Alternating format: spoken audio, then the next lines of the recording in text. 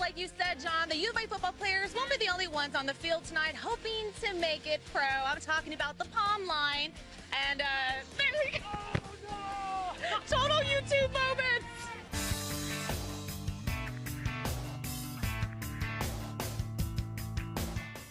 Nicole, the goal here is to bring more people to the downtown area. And one of the ways officials are doing that is by dropping those very expensive parking fines. So, for example, parking too close to a fire hydrant used to cost you $190. Now that ticket's only going to cost $125. Still a lot of money, but a lot less than you would have spent this time last week. Good morning, I'm Monica Garcia. Your time is 7:26. 36 days into the Suntram bus strike, and the Tucson City Council is trying to figure out how to resolve it. But we're talking about a 90-year-old building here that was destroyed. The fire started at 2 o'clock this morning. The firefighters I spoke with tell me that once it caught fire, it quickly spread. And you can blame local road conditions for that. Listen to this. The average driver is paying about $586 in extra payments every year. Survived that tractor plowing into their home while they were fast asleep in their beds. But really quickly, I want to show you where that tractor started from. Right there is Houghton Road. That's Old Rail Road. Tucson Fire tell us that somehow that tractor started up over there near that construction. It crossed the road. It kept going. The next thing I knew, the ceiling was coming down, and I saw the ceiling go down in the bathroom, and then something was coming in through my window.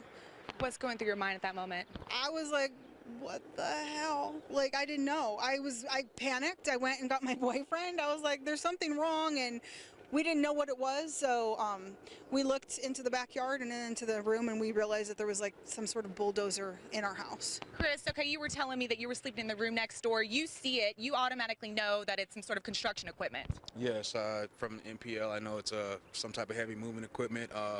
Once I realized what it was and that it came through the house, told everyone to get out the house. When it kind of went from this is bad to this is worse. But luckily you guys are alive, and coming up we're going to be talking to Corey, who was up playing PlayStation while all this was happening. 3 people are in the hospital this morning after a car collided with 2 motorcycles on Tucson's northeast side last night.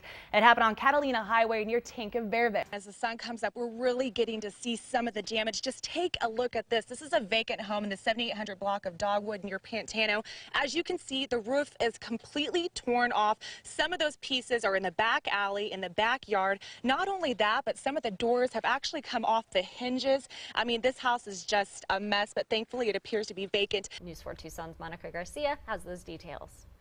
John and Nicole, we've all seen one of these. It's a stress ball, and the idea is you squeeze it and it's supposed to make you feel better. But let's say you're having a really bad day and you find yourself doing this an awful lot. Well, the problem is this motion is actually causing damage to the nerves in your hand, and it could lead to carpal tunnel. Mark Wolfson, he's the reptile expert, and he's brought some friends. Mark, this might be one of the most uncomfortable interviews I've ever done. What do I have around my neck? Coming up, like you said, John, the U of A football players won't be the only ones on the field tonight hoping to make it pro. I'm talking about the Palm Line, and there we go. Oh, no. Total YouTube moments.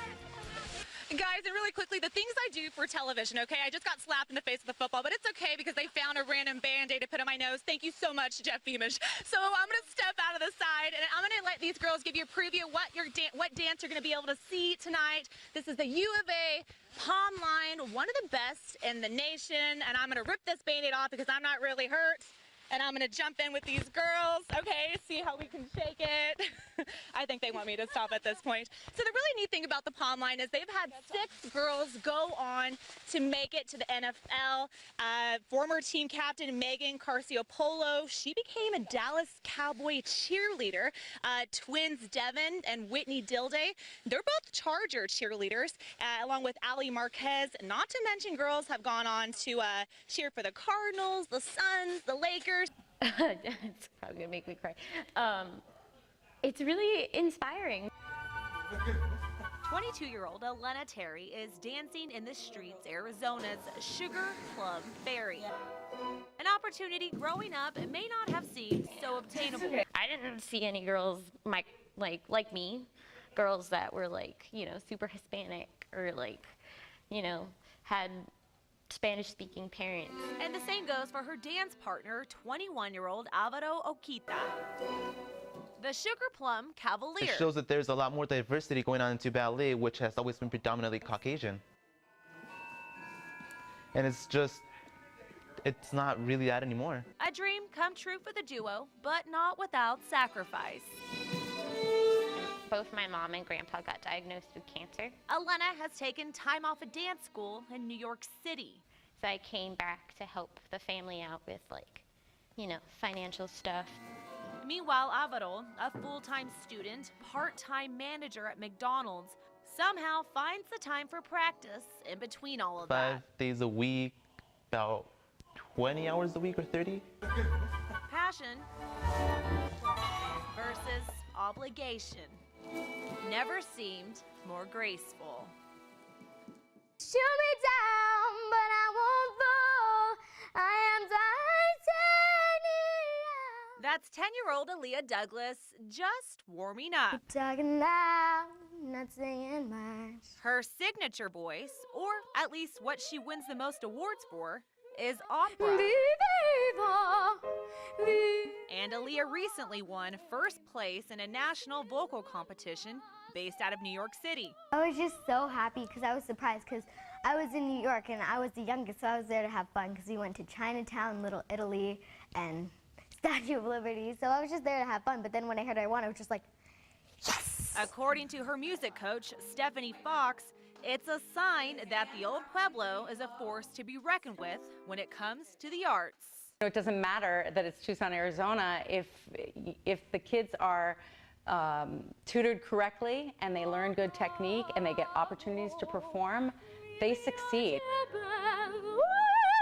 Aaliyah, on the other hand, sees her talent a different way. It lets me know that I bring joy to people and it makes me happy. Happy, but also takes a lot of hard work, and that's coming from Aaliyah's mother, an engineer at Raytheon. I don't have any of this like artistic background at all. I'm very analytical, so I support her. I don't quite understand the desire to stand up on stage and sing, Like, you have to breathe into your stomach, you have to like have a stand, your shoulders down. It's hard to master the technique. But somehow, she pulls it off.